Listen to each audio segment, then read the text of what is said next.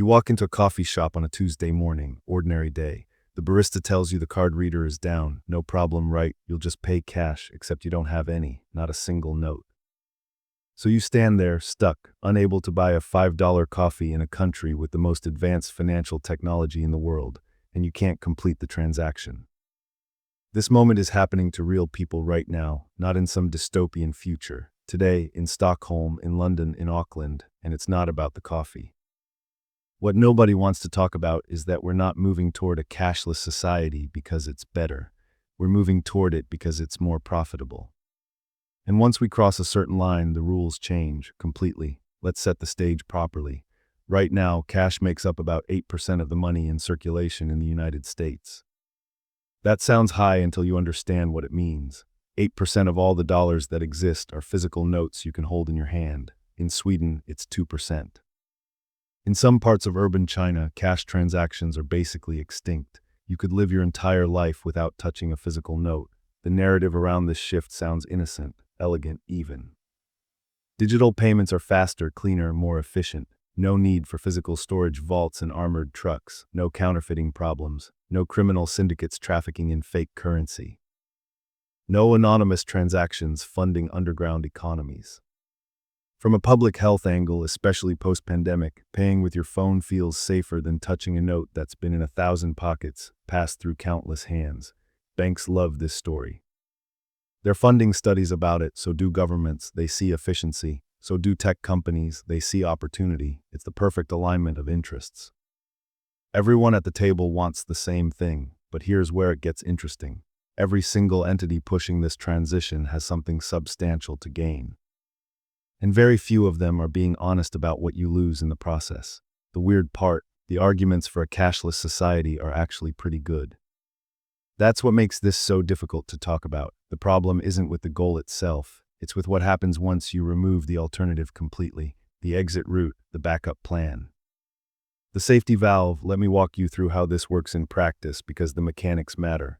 Right now, cash exists as something unique in our financial system. It's a safety valve. It's the one payment method that requires absolutely no permission from anyone, no bank approval, no algorithm deciding whether your transaction is allowed. No institution sitting in the middle taking a cut. You want to buy something, you have cash, the transaction happens, instantly, completely, no intermediary involved.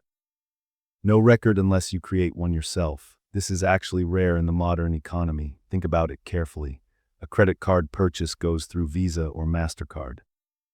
A bank transfer goes through your bank. A digital wallet goes through Google or Apple or some other technology company. PayPal, Stripe, Square, every single method requires a middleman to approve it. To verify it, to process it, to take a fee. Cash doesn't require any of that. That's its only real superpower. But here's the thing that the financial industry won't say out loud. Middlemen create value. That's not cynical. It's actually true. They process payments, fight fraud, handle disputes, maintain infrastructure, develop security protocols. For that work, they take a cut, a tiny one, usually invisible, a percentage so small you don't notice it in any individual transaction, but it adds up remarkably fast. In the United States alone, payment processors make about $80 billion per year. $80 billion, that's the fee industry, the invisible tax on every digital transaction you make. Now imagine if one of those payment methods just disappeared, just evaporated from the economy entirely. Where does that 80 billion come from? Well, from us, built into every transaction. Multiplied across millions of moments when we don't even notice it's happening. And that's just the baseline fees. That doesn't include the data they collect, the behavioral patterns they track, the purchasing habits they catalog and sell to advertisers and hedge funds and political campaigns. Cash generates none of that. Cash is invisible. Let's talk about negative interest rates. This is where the theoretical becomes practical. This is where it gets genuinely unsettling. Negative interest rates sound impossible, like a joke, a bank paying you to borrow money. Upside down economics, no, it's the opposite. You pay them to hold your money. You pay for the privilege of putting your savings in their vault. This already happened in Europe.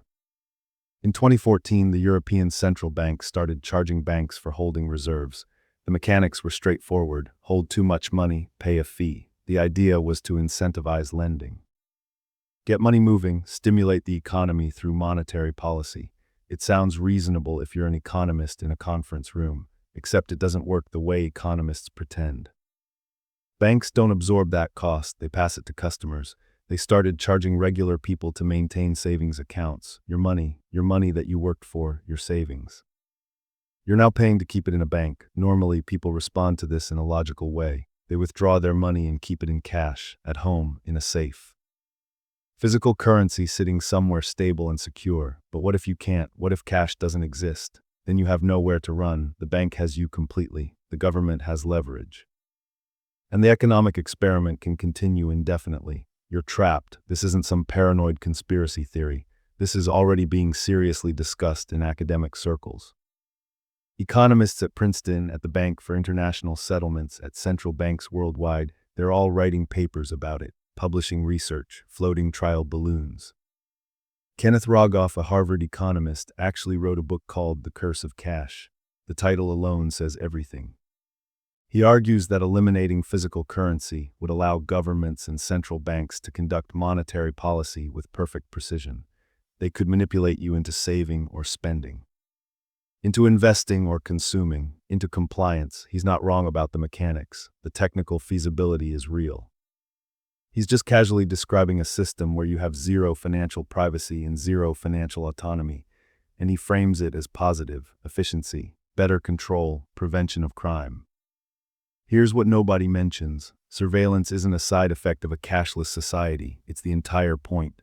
China built a social credit system. It works because China is almost entirely cashless. Every transaction is tracked, every purchase recorded. Buy alcohol too much, your score goes down. Criticize the government online, your score goes down. Can't buy train tickets. Can't get good schools for your kids. This isn't science fiction. It's functioning right now. People in America and Europe say, that could never happen here. We have privacy laws. We have constitutional protections. Sure, until you don't. Laws change, governments change. The Patriot Act was supposed to be temporary. NSA surveillance was supposed to be temporary. Both are now permanent infrastructure. A cashless system is the same thing. It's economic infrastructure. Once it exists, once it's normalized, once we've forgotten that alternatives ever existed, then the incentives shift. And the incentives are enormous, staggering actually. A government facing inflation could simply freeze everyone's accounts for a day, preventing people from spending. A government facing a pandemic could geofence spending. You can only buy groceries in your neighborhood, only essentials. A government wanting to discourage certain purchases could simply block transactions at certain merchants, casinos, liquor stores, gun shops, whatever the policy dictates. This sounds extreme until you realize it's not even complicated technology. The infrastructure is basically already built. Payment processors do this kind of thing constantly. They block transactions they judge to be risky. They flag suspicious activity. They freeze accounts at will. Extend that logic and you get a system where financial freedom becomes a privilege granted by institutions, not a right guaranteed to citizens. Not a right, a privilege.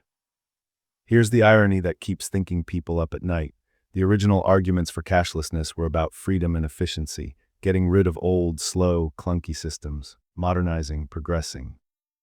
Instead, we're building the most sophisticated system of financial control ever created, and we're doing it voluntarily. We're begging for it. Nobody put a gun to our heads. We just stopped carrying cash. It felt convenient, seamless, modern, one less thing to think about. But convenience and freedom are not the same thing. They're usually inverse.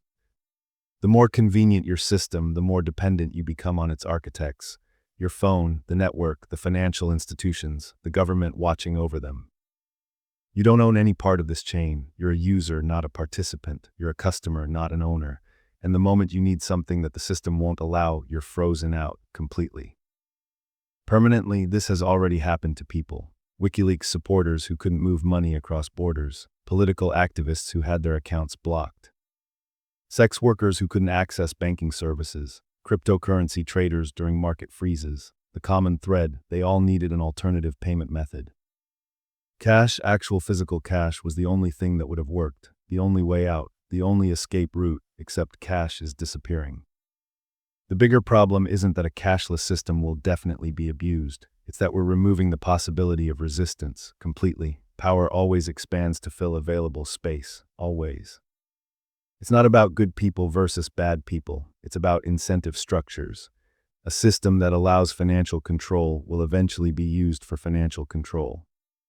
Not because anyone intended it, but because it works, because it's effective. And once that power exists, it's essentially impossible to remove it. This is what economists call path dependency. You make a choice based on present conditions. That choice creates infrastructure. That infrastructure becomes the normal. That normal makes alternative choices impossible.